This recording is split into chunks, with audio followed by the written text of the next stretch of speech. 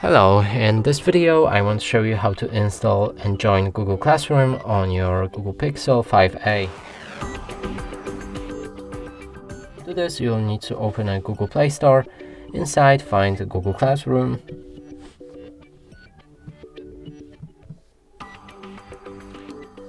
Now select it and download the app.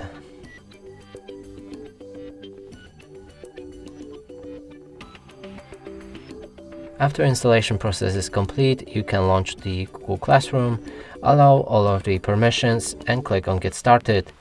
Here you can choose the account you want to use for the app. I'm gonna go with this one. Click on OK. Then on this plus button, pardon me, and join your class. Enter the class code info right here, and afterwards this button right here should light up in blue. Click on it and you'll be joined with a class. And that's it for this video. Hope you like it. Please consider subscribing to our channel.